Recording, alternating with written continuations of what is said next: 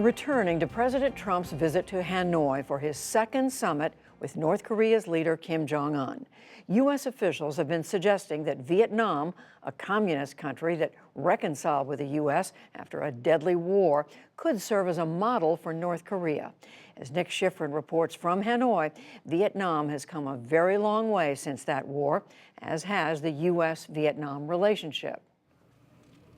For the U.S., the Vietnam War ended 44 years ago, but 14-year-old Nguyen Thuy Linh is still fighting it in every letter she tries to trace. Her and all these children's deformities are because of dioxin, better known as the toxin Agent Orange, dropped by the U.S. on their grandparents' villages. They are the second generation of their families born with physical and intellectual disabilities. Young Tae Win Tong looks and thinks as a 3-year-old. She's actually 17. What will these children's future be like? Win T1 is their teacher. For them to become normal would be very difficult. They're still learning basic functions, like washing their face, washing their hair, and to teach them even that is a big thing. Some of them wouldn't know how to get home themselves. During the Vietnam War, known here as the American War, the U.S. dropped more than 7 million tons of bombs, 3 times what it used in World War II. The violence killed 3 million and drove millions more from their villages. And U.S. planes sprayed Agent Orange to kill trees to expose fighters, affecting 4 million Vietnamese, including damaging their genes. But if American troops were the culprit, some became the redeemer. This place is known as Friendship Village, established by Vietnam veterans like Chuck Searcy. So much of what we were doing was actually a part of an institutional lie. Searcy deployed to Vietnam in 1967. He says he witnessed U.S. forces commit terrible acts, but didn't speak out. And so he and many veterans returned in the 1980s to turn former enemies into partners. Over the next decade, Americans and Vietnamese worked together to find remains of soldiers missing from the war, clear unexploded ordnance known as UXO, and clean up some of the Agent Orange left behind. For many of us, being able to come back and do something that's positive and constructive and that's helping with the rebuilding and the reconciliation is very gratifying. And for many of us, it's the closure that's been needed for a long, long time. And that closure gave the two countries an opening. Once you have a model of working effectively with each other, many other things could become possible. So that's why I strongly believe that it set the foundation and it opened so many doors. Tao Griffiths is the former Vietnam country director of the Vietnam Veterans of America Foundation. She worked with veterans and the Vietnamese military on projects like demining. She says confronting the war's legacies led to people-to-people exchanges. She worked with champions of reconciliation, including Senator Patrick Leahy, and she became a Fulbright Fellow, introducing Hillary Clinton. Today, the Fulbright program extends to government leadership. Foreign Minister Pham Binh Minh is a Fulbright alumnus and met today with Secretary of State Mike Pompeo. Some added punch for Uncle Sam in South Vietnam. And relations between the militaries has dramatically expanded. A Coast Guard ship the U.S. once used against Vietnam was transferred in 2017 to the Vietnamese Navy. Last year, an aircraft carrier docked off the coast for the first time since the war.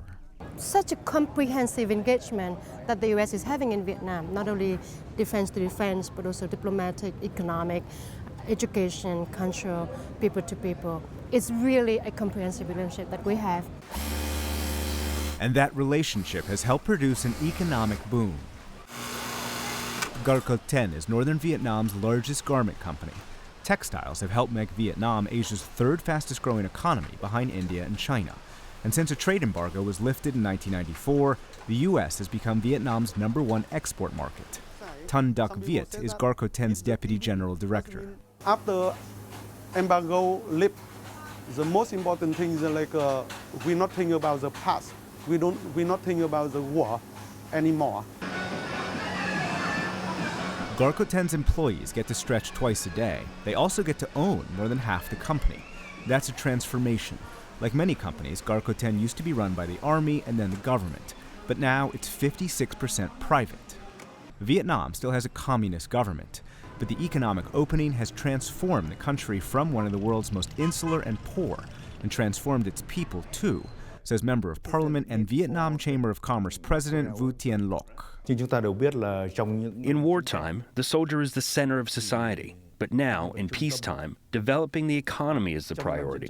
That means the entrepreneur is the peacetime soldier, and our young generation would like to be entrepreneurs.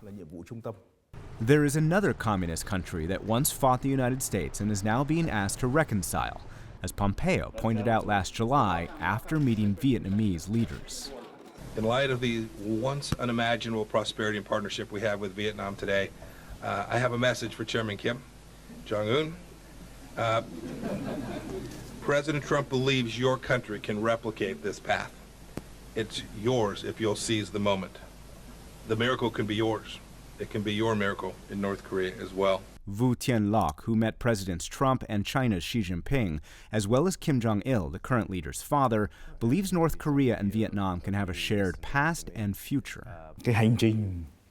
The journey of change between the U.S. and Vietnam, from enemies to partnership and friendship, can be a suggestion for the future of the relationship between the U.S. and North Korea. And we are willing to share our experience with North Korea. I would like the U.S.